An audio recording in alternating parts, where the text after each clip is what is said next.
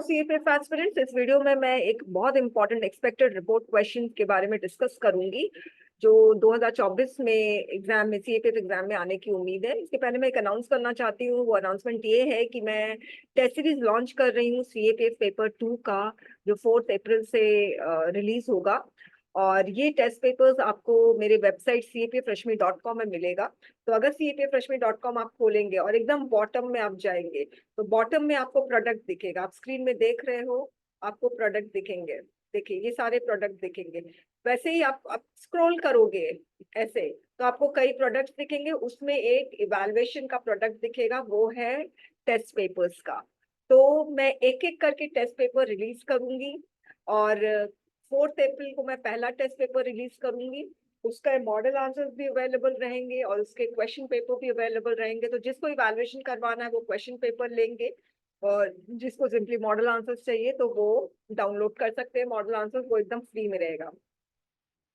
इसके अलावा और कई प्रोडक्ट्स हैं, जैसे अभी मैंने हाल में ही बहुत रिसेंटली मैंने सीएपीएफ का राइटिंग सेक्शन की बुक रिलीज की है, एकदम लेटेस्ट है वो, और 699 रुपीज की है। तो जिसको ये खरीदना ये बुक खरीद सकते हैं। बहुत इंपॉर्टेंट इसमें क्वेश्चन है, लास्ट टू लास्ट ईयर में 5 क्वेश्चन इसी बुक से आए थे। और इसके अलावा रीडिंग कॉम्पिटिशन प्रेसी की भी बुक है। हालांकि जो ये बुक खरीद लेगा ये बुक खरीदने की जरूरत नहीं है। चेकमेट ग्रामर की book, very very important book. और ये बुक अगर आप खरीदोगे तो आपको चैप्टर वाइज टेस्ट पेपर्स इसके साथ आपको फ्री मिलेंगे, पीडीएफ।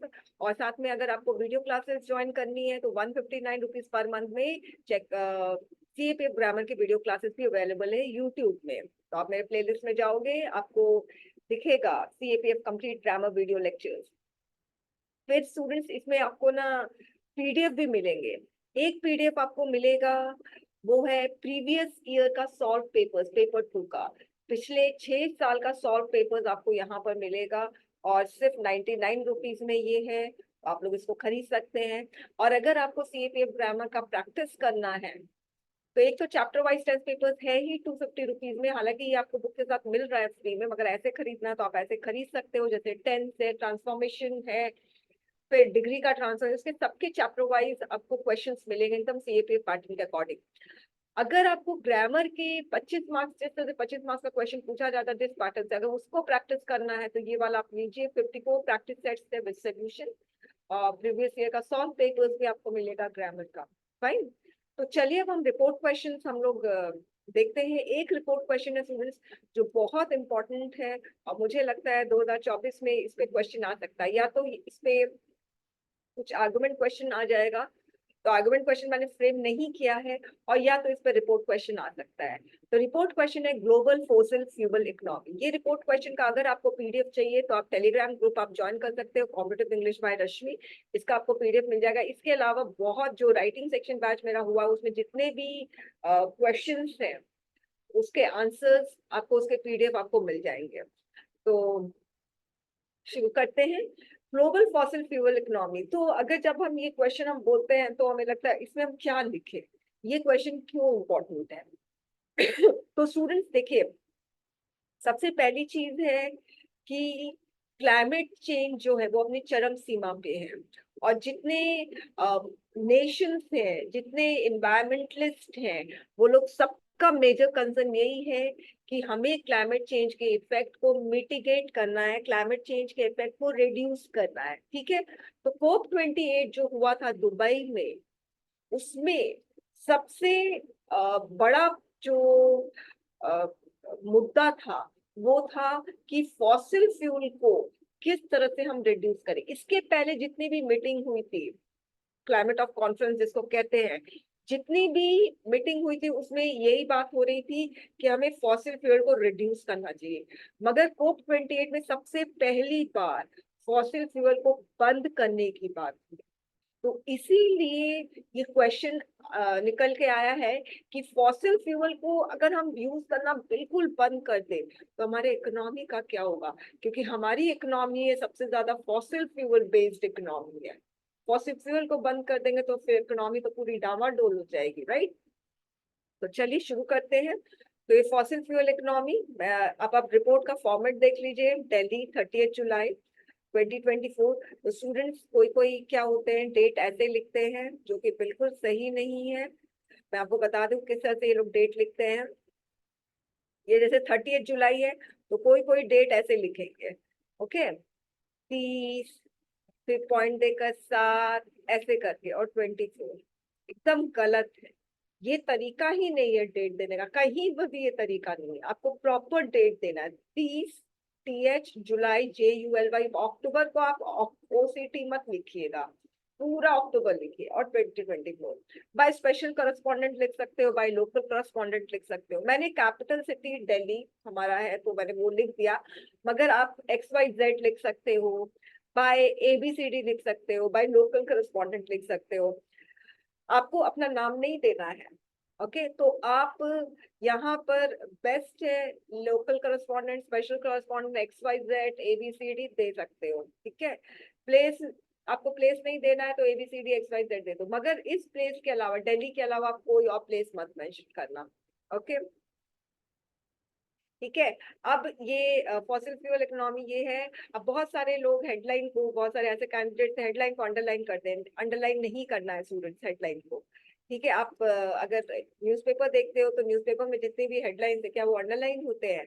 कोई कोई स्टूडेंट्स को डबल कोट्स में देते हैं, तो कोई भी न्यूज़पेपर में आप देख लीजिए हेडलाइन डबल कोट्स में भी नहीं होते, इन्वर्टेड कॉमा में नहीं होते, तो आप वो सब काम नहीं करोगे, ठीक है। अब रिपोर्ट का जो मेन बॉडी है उसमें आपको ध्यान रखना है कि 3 पैराग्राफ होगा। फर्स्ट पैराग्राफ, सेकेंड पैराग्राफ और थर्ड पैराग्राफ। थर्ड पैराग्राफ में आप हमेशा एक्सपर्ट का ओपिनियन दोगे, ठीक है।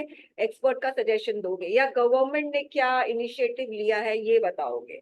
आप कभी भी अपना ओपिनियन, अपना सजेशन नहीं दोगे, क्योंकि आप एक रिपोर्टर, और रिपोर्टर का काम सिर्फ रिपोर्टिंग करना होता है, अपना ओपिनियन या सजेशन देना नहीं होता है, ओके। सेकेंड पैराग्राफ है, उसमें आप वाई के बारे में बताओगे, आप हाउ के बारे में बताओगे, या कोई इफेक्ट या किसी उस टॉपिक का कॉन्सिक्वेंसेस के बारे में आप बता सकते हो।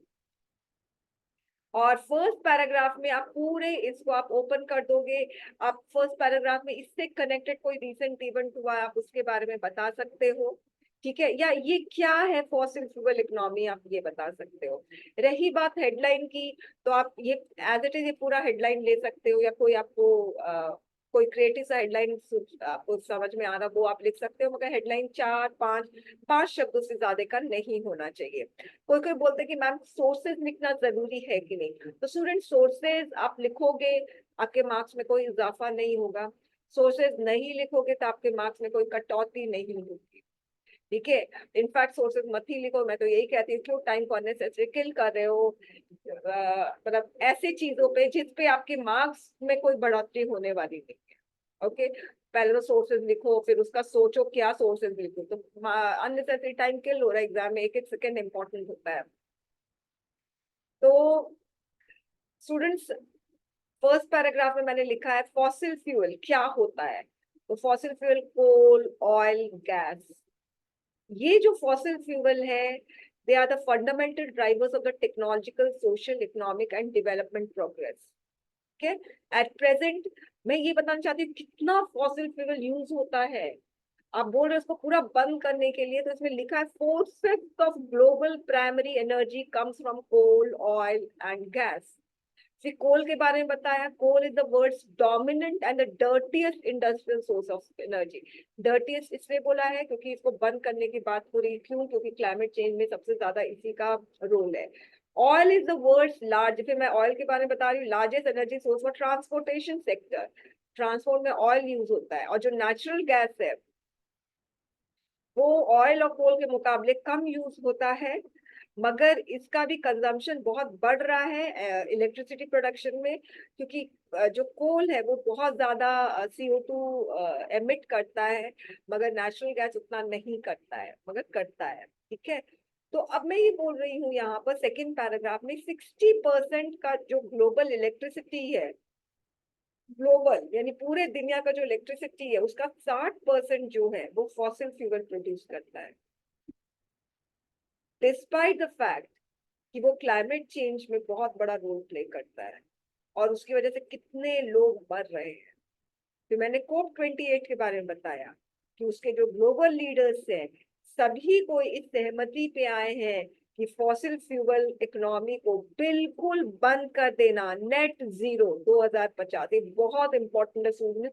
तो इसमें आर्गुमेंट क्वेश्चन बन सकता है इस तरह से, it is feasible to end fossil fuel based economy, ऐसे क्वेश्चन बन सकता है आर्गुमेंट का। तो फिर आप इसमें फॉर अगेंस्ट लिख सकते हैं। इसलिए आर्गुमेंट क्वेश्चन और रिपोर्ट क्वेश्चन बहुत इंपॉर्टेंट है। To achieve this goal, emission needs to be reduced at least. इस गोल तक आने के लिए हमें कम से कम 43% फॉसिल फ्यूल का यूज बंद कर देना है, तब जाके 2050 तक हम नेट जीरो तक आ सकते हैं। और रिन्यूएबल कैपेसिटी जो है वो 17% बढ़ना चाहिए। ठीक है, अब मैं एक्सपर्ट्स का ओपिनियन बता रही हूँ, आप अपना ओपिनियन, अपना सजेशन नहीं दोगे। कि COP28 climate deal is commendable, बहुत सराहनीय है, मगर ट्रांजिशन करना पुअर कंट्रीज के लिए बहुत डिफिकल्ट है, क्योंकि उनके पास रिसोर्सेज नहीं है, टेक्नोलॉजी नहीं है। दूसरा हर्डल क्या है अकॉर्डिंग टू एक्सपर्ट्स, कि long life span and substantial financial investment of existing fuel infrastructure. दूसरा प्रॉब्लम क्या है कि जो फॉसिल फ्यूल इंफ्रास्ट्रक्चर है उसमें बहुत ज्यादा इन्वेस्टमेंट कर चुके हैं। अगर हम उसको रिप्लेस करते हैं तो फाइनेंशियल बर्डन होगा गवर्नमेंट पे, कंपनीज पे, कंज्यूमर पर। इसीलिए मिटिगेशन और एडेप्टेशन एफर्ट्स जो है वो सभी नेशंस इक्वली, जो बर्डन है फॉसिल फ्यूल को खत्म करने का, वो सबको इक्वली शेयर करें। ओके, तो thank you students, I hope ये आप लोगों को ऐसे क्वेश्चन बहुत इंपॉर्टेंट लगा होगा, इसका आंसर भी आपको अच्छा लगा होगा। पीडीएफ आपको चाहिए तो आप टेलीग्राम ग्रुप में ज्वाइन होइए और इसकी पीडीएफ लीजिए। Thank you very much.